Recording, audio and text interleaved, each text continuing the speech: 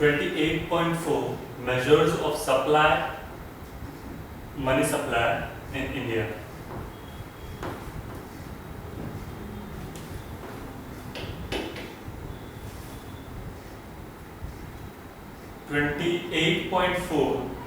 Measures of money supply in India. Money supply refers to the total quantity of money held by the public in a various forms. At any point of time in an economy, the main component of money supply are currency held by the public and need demand deposits held by the commercial banks.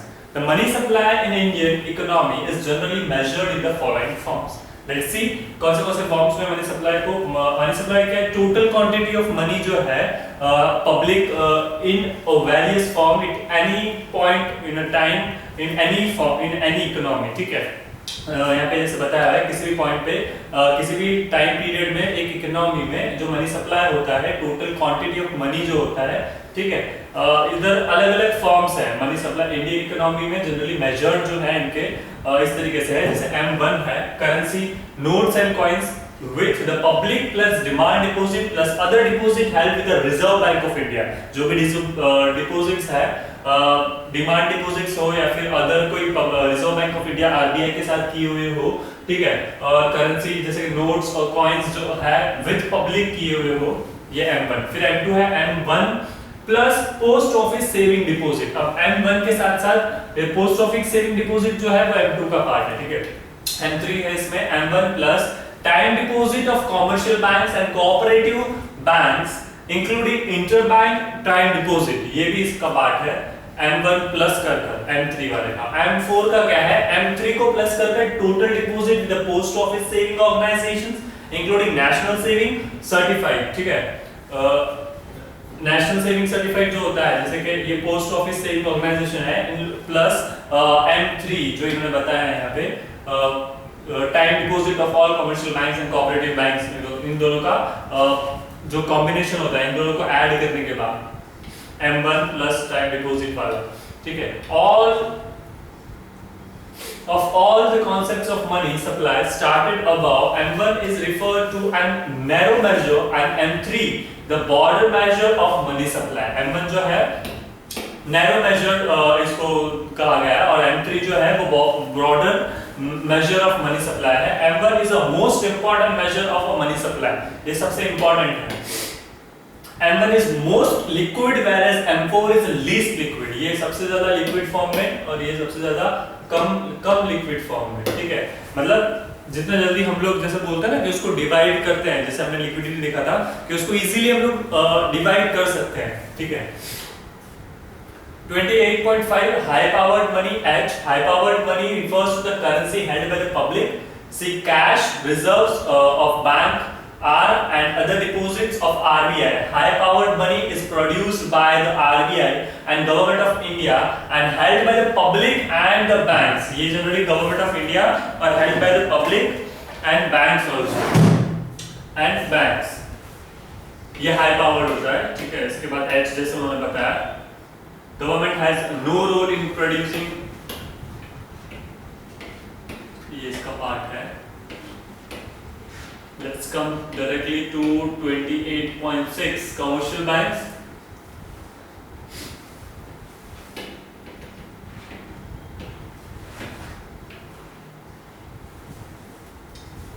Meaning, the commercial bank is a financial institution which is primarily concerned with accepting deposits from public and lending the public besides the others. ठीक है, मतलब in public ये financial institutions है जो primarily क्या करते हैं, concern क्या करते हैं, accept deposit from the public. Public के पास से डिपॉजिट जो होते हैं, हम लोग जो डिपॉजिट करते हैं, ठीक है, ये एक्सेप्ट करते हैं ये कमर्शियल बैंक्स. ठीक है, and lending to the public decide other, और दूसरों को लेंड भी करते हैं, मतलब मनी को दूसरों को प्रोवाइड भी करते हैं in various forms. This bank operate both under the public as well as private sector. ये पब्लिक और प्राइवेट सेक्टर दोनों में वर्कआउट कर रहा होता है, ये इसके अंदर आता है, ऑपरेट करता है. Some public sector bank include the State Bank of India. ये पब्लिक सेक्टर बैंक है. स्टेट बैंक ऑफ इंडिया है, पंजाब नेशनल बैंक है, Bank of India, among others. Other private sector commercial banks में include banks namely HDFC bank जो है, ICICI है, HSBC bank जो है, ये सब प्राइवेट सेक्टर है.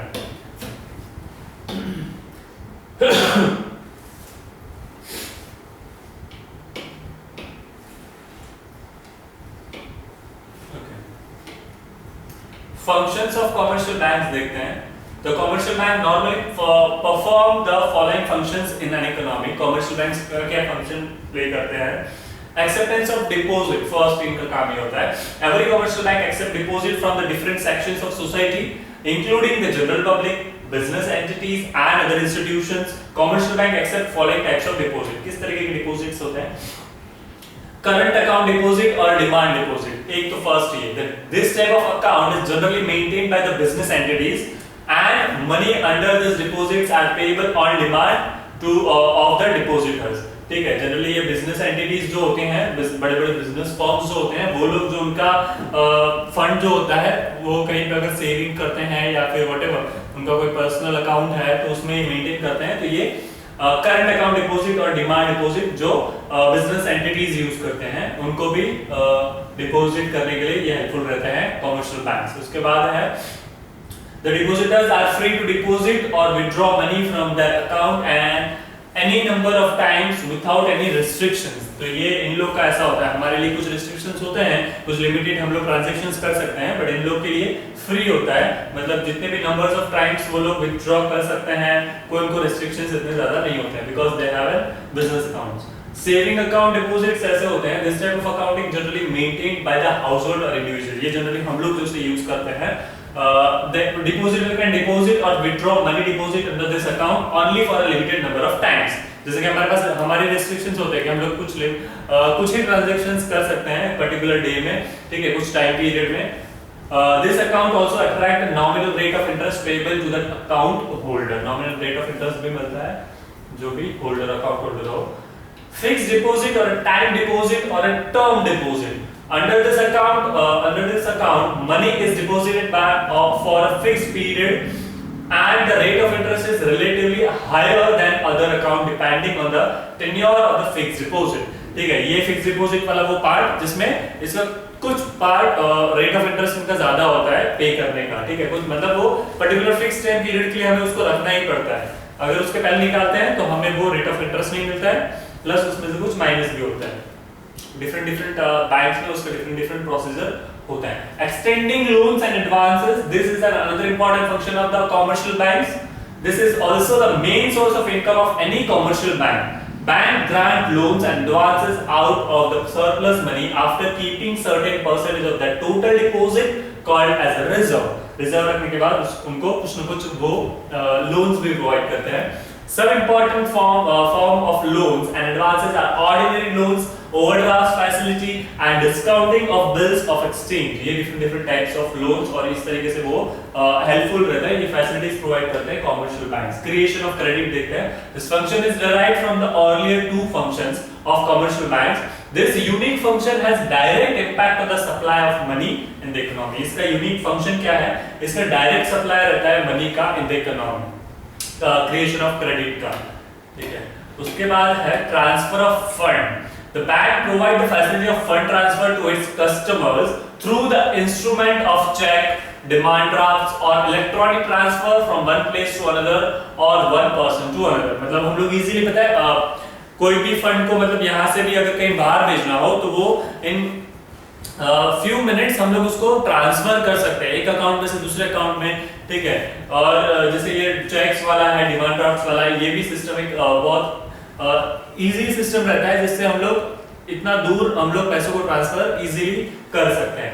Agency function, bank receive and collect different types of payments on the behalf of their clients through the instrument of cheques, drafts, bills, promissory notes etcetera.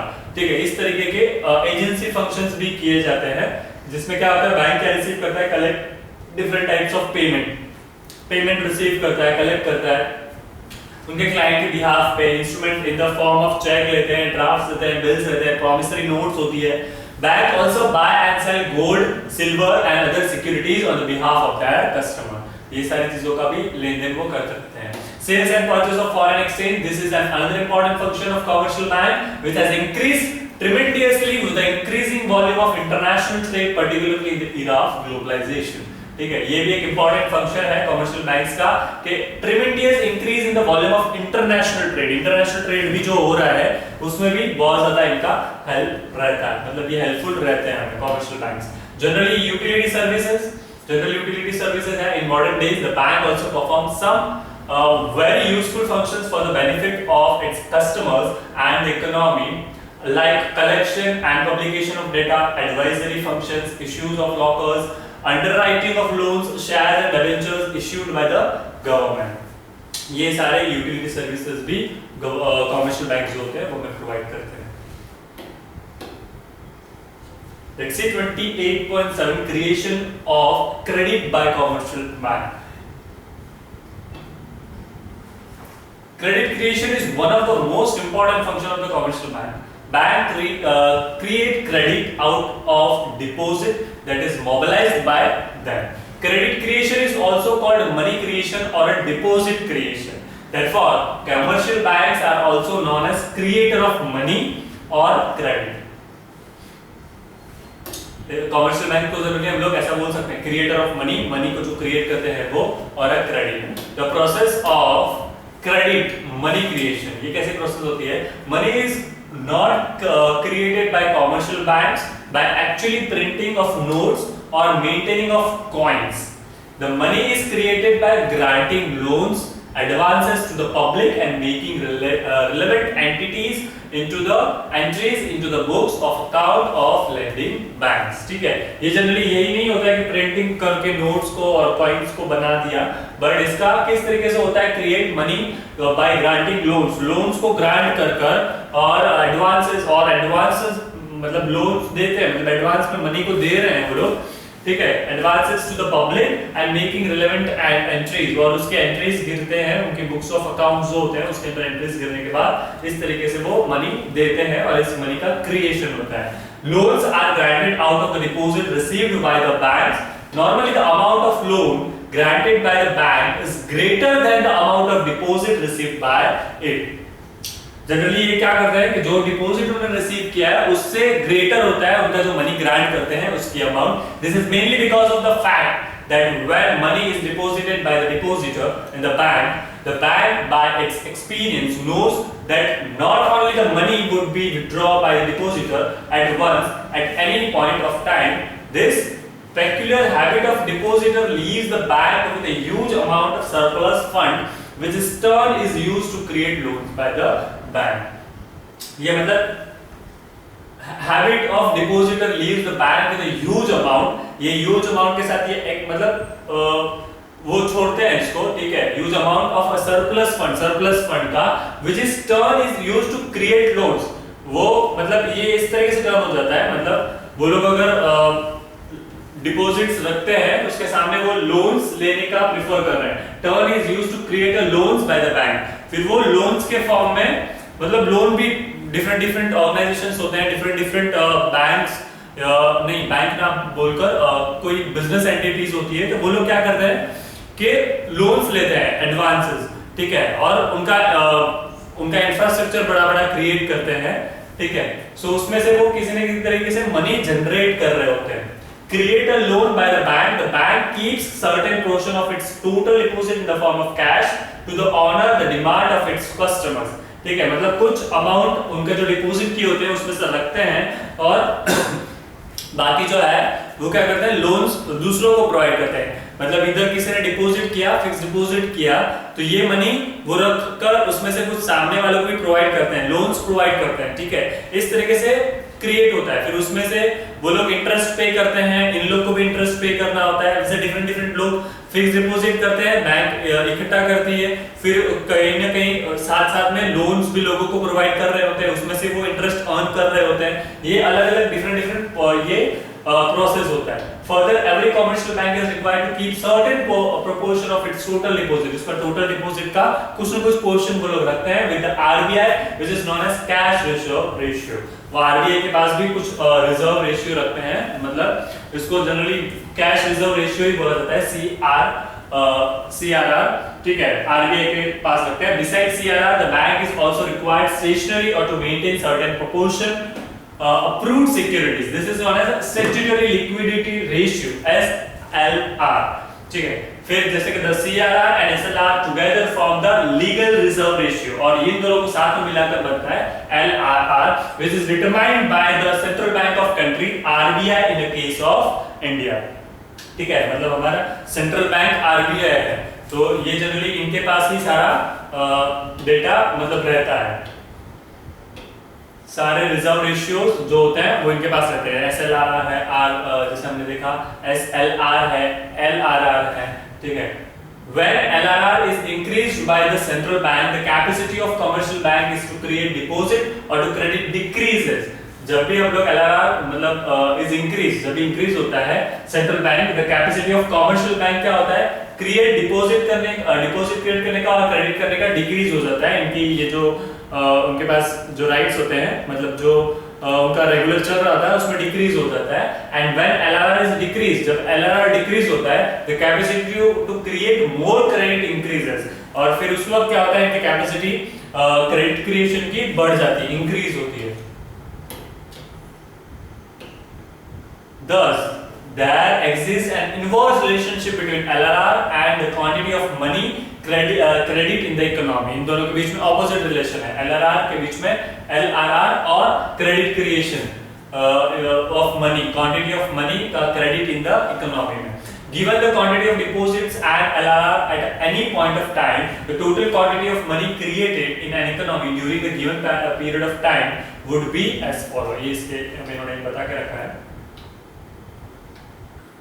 Total quantity of money credit, quantity of deposits into 1 upon LRR.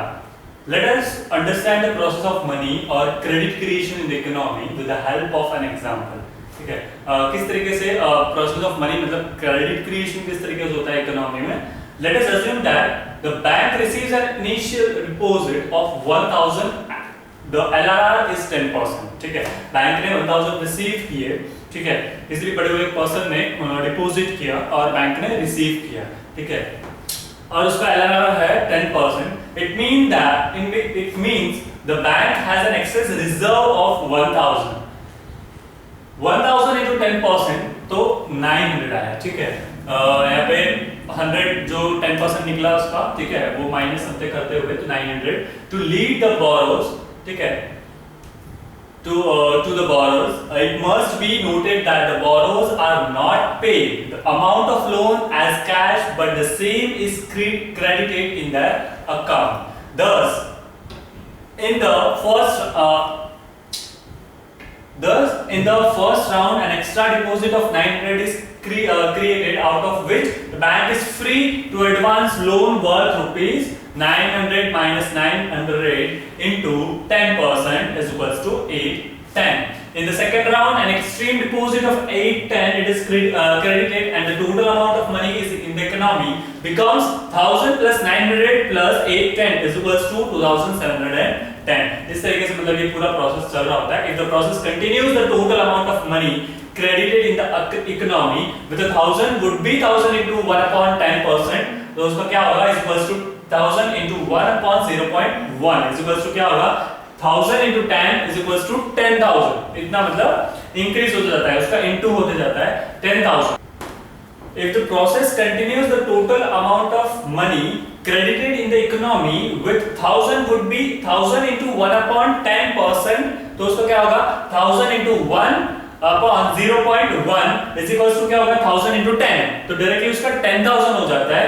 If the amount of LRR is 20%, हमने 10% देखा, अब यहाँ पे 20% है, then the initial deposit, अब यहाँ पे 20% ज्यादा है, ठीक है, तो initial deposit of 1000 would create the total amount of money in the economy worth rupees 10,000 into 1 upon 0.2, वहाँ पे 0.1 था, यहाँ पे 0.2 हो गया, तो इसका क्या होगा, 5,000 हो गया, 5,000। Thus the higher LRR, जितना higher होगा, would create a less amount of money, ठीक है, यहाँ पे 20% था और इसका less amount of money create हुआ 5,000, and the lower LRR, जहाँ पे lower था 0.1, तो lower would create a higher amount of money in the economy, तो यहाँ पे 10,000 हुआ। इस तरीके से ये vice versa. It should further be noted that only fraction of total deposit is kept as a cash reserve by the bank because of two reasons. First, bank by their experience know that all the depositors are not going to withdraw their money at the same time, so the surplus money could be used to create loans,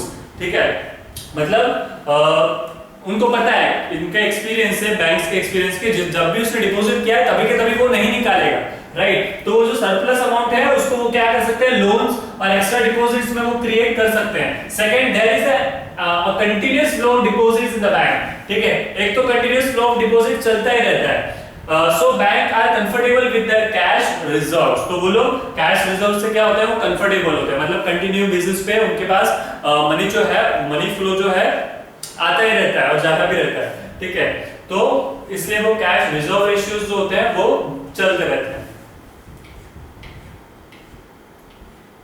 Let's come to 28.8 central bank. Central bank is an apex bank in an economy which is entrusted with the task of control, regulate and supervise the entire banking operation of all the commercial banks, including formulations and implementation of monetary policy in the economy. ठीक है, मतलब monetary policies जो भी बनती है वो सारों को दूसरों बैंक्स को भी फॉलो करवाना है, even he has also to be follow. The Central Bank of India is Reserve Bank of India. RBI जो है वो हमारा Central Bank of India है, Reserve Bank of India. Functions of Central Bank देखते हैं।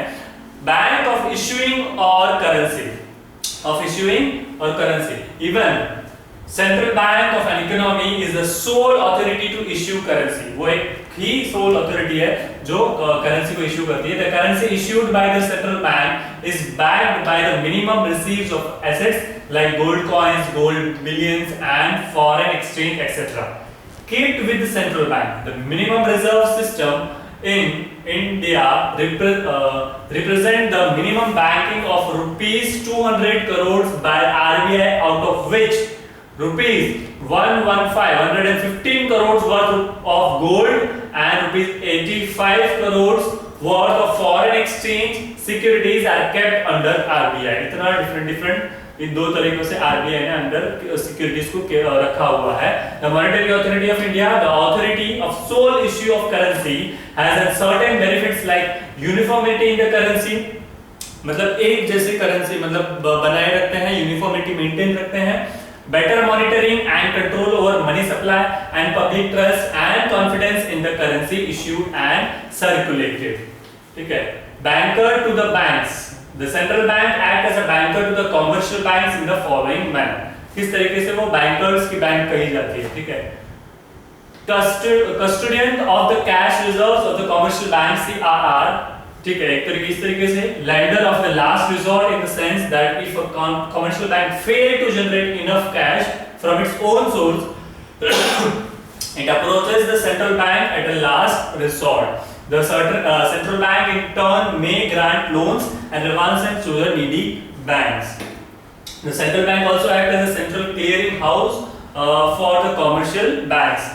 एक तो यहाँ पे ये reserve cash of commercial banks है CRR, एक तो ये जब दूसरी बैंक्स को जब नीड जरूरत पड़ती है तब वो उनको भी मतलब वो खुद से होके अगर कोई बैंक कैश क्रिएट नहीं कर पा रहा है, मतलब वो इतना सामने वाले को एबल कर पे करने के एबल नहीं हो पा रहा है, उतना उनके पास नहीं है, so central banks are can grant loans to some advances to the needy banks, जिस बैंक्स को जरूरत है तो वो लोन्स प्रोवाइड कर सकते हैं। Central bank also act as a central clearing house की तरह भी ये वर्क कर रहा होता है। Bankers to the government, as a banker to the government, the central bank carries out all banking business on behalf of both the central government or a state government. It maintains current account of government for the keeping cash balances and also making a reserving payment on behalf of the government. Government के behalf पे ये government के जो भी सारा fund होता है उसका मेंटेनेंस करता है at the central level also, ठीक है, and at the state level also. On the behalf of the government, it provides loans and advances to the government. Government को भी loan provide करते हैं. It also acts as a financial advisor to the government. Financial advisor की तरह भी act करते हैं, मतलब वो financially भी advise करते हैं government को. Custodian of the stock of gold and foreign exchange reserves of the nation. This function helps in maintaining stability in the exchange rate as a fixed by the government and also enforcing exchange control and other regulation for a favorable balance of a payments for the economy, ठीक है।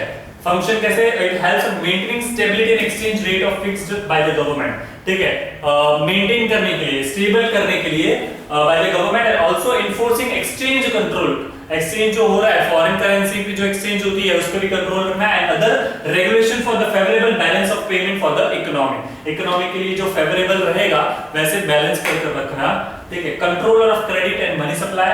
Credit control and control of money supply is probably the most important function of the central bank. ये सबसे ज्यादा important function है central bank का, credit control करना and control of money supply. Money supply जो हो रहा है इकोनॉमी में उस पे भी कंट्रोल रखना. Through various methods instruments of credit control of central bank aims to achieve growth with stability in the economy. Growth भी हो इकोनॉमी का और वो स्टेबल भी रहे, इस पे इसका एम रहता है. All the instrument of credit control may broadly be divided into following two categories. जैसे कि these are called instruments of monetary policy. Monetary policy is the policy of central bank to control and regulate money supply and credit in the economy. First is quantitative method of credit control and second is qualitative or a selective method of credit control. दो तरीके के methods हैं. Let's see. The quantitative method includes those instruments which affect the total volume of credit and affects all section of the economy. It includes the following instruments जैसे कि bank rate policy है.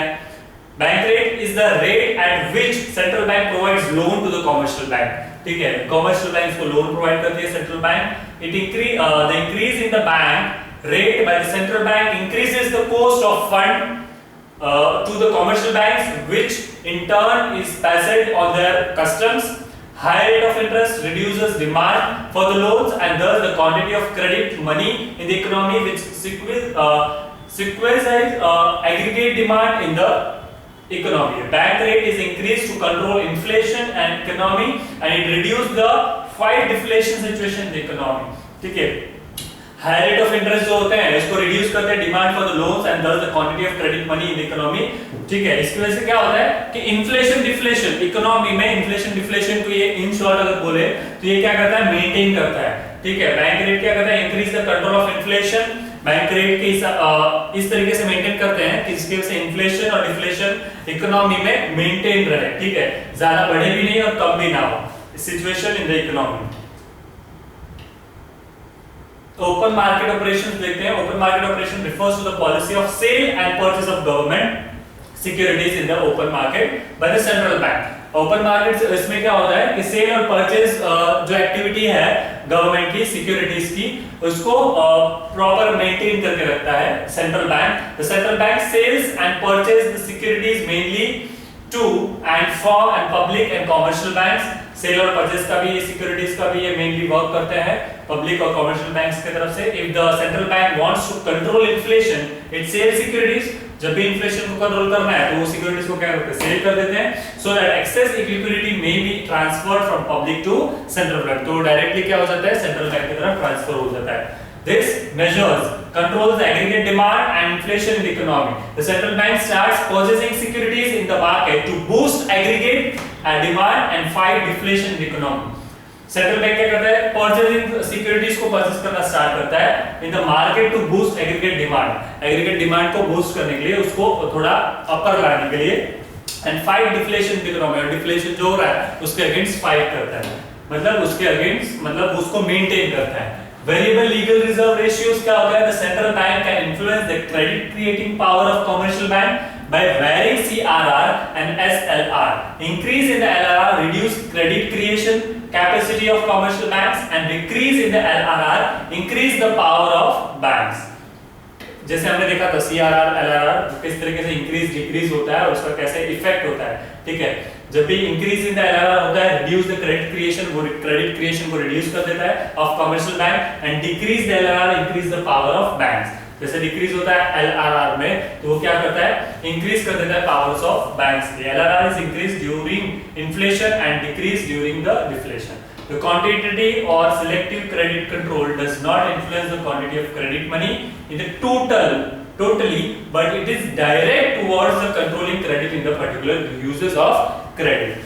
The qualitative method of credit control, इसमें qualitative method भी दिए हुए हैं जैसे कि margin requirements. The commercial bank grant loans and to borrow against some collateral securities whose value is more than the value of loans granted.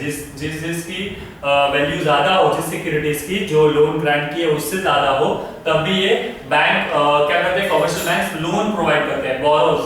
ठीक है, the difference between the value of collateral securities and amount of loans is called margin. Increase in the margin requirement reduces the loan eligibility of the borrowers, which central uses at the time of inflation. During deflation situation, margin requirement is reduced to promote the growth of the volume of credit money in the economy. ठीक है, इस वक्त भी ये लोग helpful रहते हैं। जब भी during the deflation situation margin requirement is reduce, margin जो रिक्वायरमेंट होती है उसको रिड्यूस करते हैं, किस लिए? To promote the growth of volume of credit, volume of growth जो होती है उनको उसको ग्रोथ करने के लिए, वॉल्यूम ऑफ क्रेडिट मनी है इन द इकोनॉमी, उसको ग्रोथ करने के लिए, उसको बढ़ाने के लिए, ठीक है, तो ये रिड्यूस कर देते हैं। उसके बाद है moral suasion. Under this matter, central bank persuades the commercial banks to adopt a credit policy which is in line with the overall objective of a money economy. Economy का overall objective जो होता है, ठीक है, adopt a credit policy. Credit policy को adopt करने के लिए policy which is in a line with the overall objective of economy. ये हमेशा से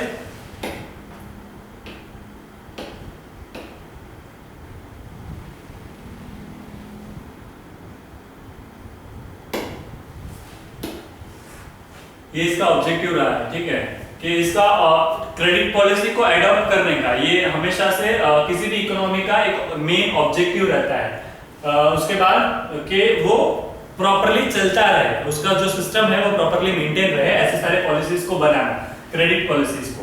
credit rationing, under this method central bank fixes maximum ceiling of loans to the granted to be granted by the commercial banks. जितने हो सके उतने ज्यादा loans को grant करे commercial bank, either on aggregate basis or for a particular uses, ठीक है, कोई पर्टिकुलर यूज के लिए भी हो या फिर कोई और बेसिस पे। The rate of interest may vary across sectors or uses. वो rate of interest में भी उसमें चेंजेस होते रहते हैं, ups and downs आते रहते हैं।